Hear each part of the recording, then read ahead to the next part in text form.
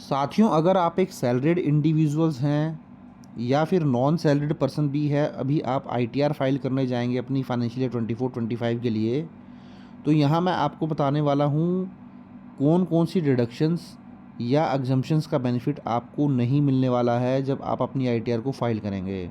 तो देखिए, new tax regime में कुछ डिडक्शंस या एग्जम्पशन आपको नहीं मिलती हैं, जबकि ओल्ड टैक्स रिजीम में आपको हर तरीके की डिडक्शन या एग्जम्पशन मिल जाती है। तो चलिए इस वीडियो के अंदर यही डिस्कस करते हैं कि किस तरीके के बेनिफिट आपको नहीं मिलने वाले हैं। तो सबसे पहले तो एक फेमस डिडक्शन सेक्शन 80C, जहां पर आप 1.50 लाख तक की डिडक्शन क्लेम कर लेते हैं डिफरेंट एरियाज़ में इन्वेस्टमेंट करने के बाद। जैसे पीपीएफ में अगर आप इन्वेस्टमेंट करते हैं, national saving certificate, ULIPs, life insurance premium pay करते हैं, senior citizen saving scheme, Sukanya Samriddhi Yojana, home loan की प्रिंसिपल की रीपेमेंट, बच्चों की ट्यूशन फ़ीस, अगर आप कोई प्रॉपर्टी परचेज़ करते हैं वहाँ जो स्टैम्प ड्यूटी या रजिस्ट्रेशन चार्जेस पे करते हैं उसका बेनिफिट आप लेते हैं। तो इस तरीके से देखिए, आप बहुत सारे बेनिफिट जो हैं आपको मिल जाते हैं ओल्ड टैक्स रिजीम में अगर आप अपनी आईटीआर को फाइल करते हैं। बट यहाँ पर जब आप न्यू टैक्स रिजीम चूज़ कर लेते हैं तो ये बेनिफिट आपको नहीं मिलता है। वहीं अगर मैं सेक्शन 80D की बात करूँ तो सेक्शन 80D ये कहता है कि जो भी आप हेल्थ इंश्योरेंस प्रीमियम पे करते हैं उसका बेनिफिट आप सेक्शन 80D के अंदर लेते हैं। तो अगर आप अपना खुद का, अपनी स्पाउस का, अपनी वाइफ का या अपने डिपेंडेंट चिल्ड्रन का इंश्योरेंस प्रीमियम पे करते हैं 25,000 रुपये तक का, तो उस 25,000 का बेनिफिट आपको मिल जाता है। वहीं अगर आप अपने पेरेंट्स को भी इंक्लूड कर लेते हैं, उनका प्रीमियम भी पे कर देते हैं और आपके जो पेरेंट्स हैं वो सीनियर सिटीजन नहीं हैं, 60 ईयर से कम है, तो उस केस में फिर एडिशनल 25,000 का बेनिफिट आपको और मिल जाता है। तो इस तरीके से आप बोल सकते हैं कि आपको मैक्सिमम 50,000 तक का बेनिफिट आपको यहाँ पर मिल जाता है। बट सपोज़ करें अगर आपके जो पेरेंट्स हैं वो सीनियर सिटीजन हैं, तो सीनियर सिटीजन के केस में फिर आप 50,000 का बेनिफिट ले सकते हैं। तो उस केस में फिर आपका ये जो 50,000 था ये बढ़कर 75,000 हो जाता है। बट क्योंकि मैंने आपको बताया, अगर आप एक सैलरीड इंडिविजुअल हैं या नॉन सैलरीड पर्सन भी है, अगर आप 80D में कुछ इस तरीके का एक्सपेंडिचर करते हैं तो वो बेनिफिट आपको ओल्ड टैक्स रिजीम में नहीं मिलेगा, सॉरी ओल्ड टैक्स रिजीम में मिलेगा, न्यू टैक्स रिजीम में आपको ये बेनिफिट नहीं मिलेगा। वहीं अगर सेक्शन 80E की बात करूं, जहां पर आप एजुकेशन लोन ले लेते हैं अपने खुद के लिए या अपने बच्चों की हायर स्टडीज़ के लिए, तो देखिए अगर आप एजुकेशन लोन लेते हैं तो उसका जो इंटरेस्ट का डिडक्शन होता है उसके अंदर कोई अपर लिमिट नहीं है। जितना मर्जी आप पे करें, 4 लाख, 5 लाख, 6 लाख, 8 लाख, 10 लाख, एक साल के अंदर जो भी आपने इंटरेस्ट एक्चुअल में पे किया होगा उसका बेनिफिट आपको मिल जाएगा। और ये बेनिफिट आपको मैक्सिमम 8 असेसमेंट ईयर तक मिलता है अगर आप एक इंडिविजुअल होते हैं। तो अगर इस तरीके से आप भी एजुकेशन लोन के ऊपर इंटरेस्ट पे कर रहे हैं तो उसका बेनिफिट आपको न्यू टैक्स रिजीम में नहीं मिलेगा। सेक्शन 80TTA एंड 80TB, देखिए सेक्शन 80TT का जो बेनिफिट मिलता है वो जर्नल सिटीजन को मिलता है, मींस ऐसे बंदों को मिलता है जो कि जर्नल सिटीजन है जिनकी एज 60 ईयर से कम है। तो उस केस में अगर उनको कोई सेविंग अकाउंट से इंटरेस्ट की इनकम होती है, चाहे उनका सेविंग अकाउंट बैंक में हो, पोस्ट ऑफिस में हो, कोऑपरेटिव सोसाइटी में हो, तो 10,000 रुपये तक का जो इंटरेस्ट होता है सेविंग अकाउंट के ऊपर उसकी डिडक्शन वो क्लेम कर सकते हैं सेक्शन 80TTA के अंदर। पर ध्यान रखें, यहाँ पे जो इंटरेस्ट का बेनिफिट मिलेगा केवल सेविंग अकाउंट के ऊपर ही मिलेगा। वो सेविंग अकाउंट आपका बैंक में, पोस्ट ऑफिस में और कोऑपरेटिव सोसाइटी में हो सकता है। अगर वो एफडी का इंटरेस्ट आप यहाँ पे क्लेम करना चाहेंगे तो एफडी का बेनिफिट, आपका इंटरेस्ट का बेनिफिट आपको नहीं मिलेगा। तो ये भी आपको ओल्ड टैक्स रिजीम में ही मिलता है, न्यू टैक्स रिजीम में इसका बेनिफिट भी आपको नहीं मिलेगा।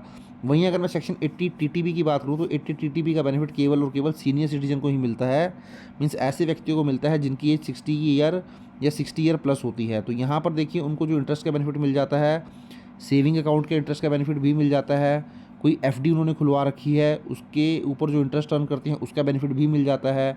अब ये सेविंग अकाउंट या एफडी अकाउंट जो है, चाहे सेविंग बैंक अकाउंट या जो मैंने आपको बताया एफडी अकाउंट, चाहे ये बैंक के अंदर हो, चाहे पोस्ट ऑफिस के अंदर हो, कोऑपरेटिव सोसाइटी के अंदर हो, सब जगह इसका बेनिफिट जो है मिल जाता है। तो सेविंग और एफडी का इंटरेस्ट मिला के अगर 50,000 से ज़्यादा हो जाता है तो 50,000 तक का बेनिफिट जो है वो सीनियर सिटीजन ले सकते हैं। बट यहाँ ध्यान रखें, अगर सीनियर सिटीजन 80TTB के अंदर बेनिफिट उठा रहे हैं तो वो 80TTA का बेनिफिट नहीं ले पाएंगे। वहीं देखिए section 10 subsection 5 leave travel allowance, तो एलटीए का ये जो कंपोनेंट होता है ये केवल और केवल सैलरीड पर्सन के लिए होता है। आप जानते हैं जब आप जॉब में होते हैं तो आपका जो एम्प्लॉयर है आपका जो सैलरी कंपोनेंट तैयार करता है, सैलरी स्ट्रक्चर तैयार करता है, वहाँ पे एक एलटीए भी जो है ऐड कर लेता है कंपोनेंट। तो ये देखिए एलटीए जो होता है ये आपका एग्जाम्प्ट हो जाता है टैक्स से, बट इसकी कुछ कंडीशंस होती हैं, वो कंडीशन मिलने के बाद ही आपको इसका बेनिफिट मिलता है। तो सबसे पहले तो देखिए आप अपनी फैमिली के साथ जो है ट्रैवल कर सकते हैं विद इन इंडिया। तो फैमिली का मतलब आप हो गए, आपकी वाइफ हो गई, बच्चे हो गए, डिपेंडेंट पेरेंट्स, ब्रदर और सिस्टर, सभी इसके अंदर इंक्लूड हो जाते हैं। बट यहाँ पे जो बेनिफिट दिया जाता है वो केवल और केवल डोमेस्टिक ट्रैवल का बेनिफिट दिया जाता है। अगर आप कोई इंटरनेशनल ट्रैवल करेंगे तो वो फिर लीव ट्रैवल अलाउंस के अंदर कवर नहीं होगा। दूसरा, आप जो ट्रैवल कर सकते हैं वो बाई एयर कर सकते हैं, ट्रेन से कर सकते हैं, पब्लिक ट्रांसपोर्ट से कर सकते हैं। तो यहाँ पर जो बेनिफिट दिया जाता है वो आपको जनरली एक कैलेंडर ब्लॉक कर दिया जाता है 2 साल का। उस ब्लॉक कैलेंडर में 2 जर्नी ही आपको अलाउड होती हैं। तो इसलिए आप ध्यान रखें, जब भी आप एलटीए का बेनिफिट लेना चाहें तो आप with in India he travel करेंगे, फैमिली के साथ ट्रैवल कर सकते हैं, और जो आपका एक्चुअल ट्रैवल कॉस्ट है उसके बिल्स आपको सबमिट करने पड़ेंगे, जिसके बेस पे आपको बेनिफिट जो है वो दिया जाएगा। तो यहाँ पे एक बात और ध्यान रखें, यहाँ केवल और केवल ट्रैवल कॉस्ट इंक्लूड की गई है। अगर आप ट्रैवल करते हैं, वहाँ पर होटलों में जो है स्टे करते हैं, होटल्स वगैरह में वहाँ खर्चे करते हैं, तो उनका बेनिफिट आपको नहीं मिलता। केवल और केवल ट्रैवल का ही आपको बेनिफिट मिलेगा। कोई वहाँ पर खाना पीना आप खाते हैं, रहते हैं, उसका बेनिफिट आपको नहीं मिलेगा। इसी तरीके से सेक्शन 10 सबसेक्शन 13 है बहुत ही फेमस सेक्शन एचआरए। ये भी सैलरीड पर्सन के लिए बहुत इंपॉर्टेंट है। तो सैलरीड पर्सन जनरली ये भी आपके एम्प्लॉयर आपका एक कंपोनेंट आपकी सैलरी में ऐड कर देता है, जिसका बेनिफिट आपको मिल जाता है। बट इसका बेनिफिट लेने के लिए भी कुछ आपको कंडीशन फुलफिल करनी होती हैं।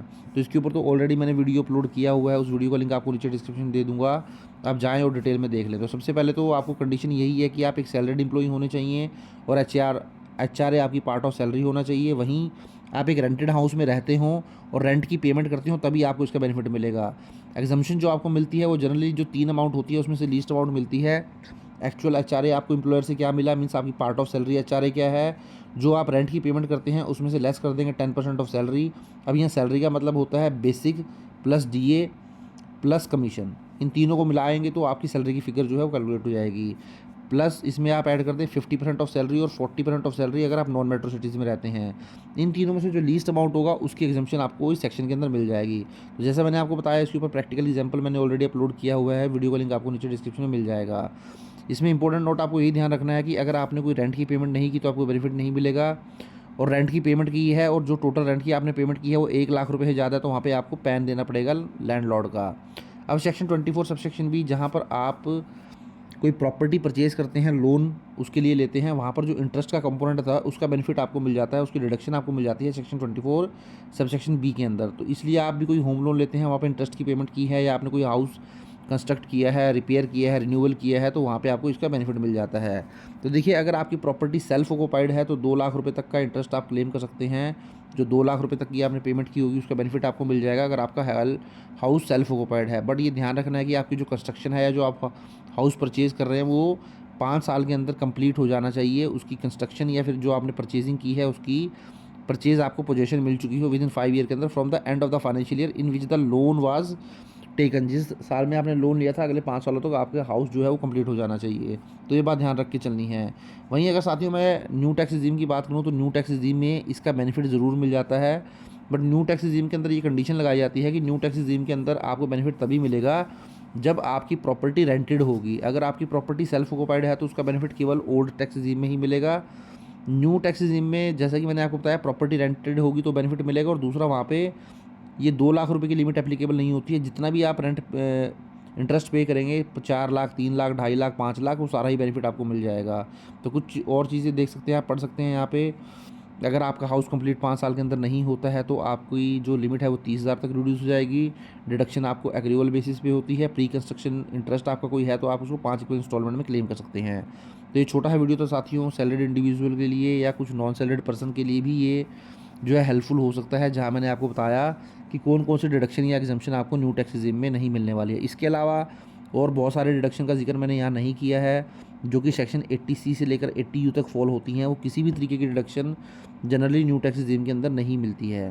तो आई होप आपको वीडियो अच्छा लगा होगा। वीडियो अच्छा लगा तो लाइक करें, शेयर करें, और चैनल पर फर्स्ट टाइम विजिट किया तो चैनल को जरूर सब्सक्राइब कर लें। Thank you very much, have a nice day, take care.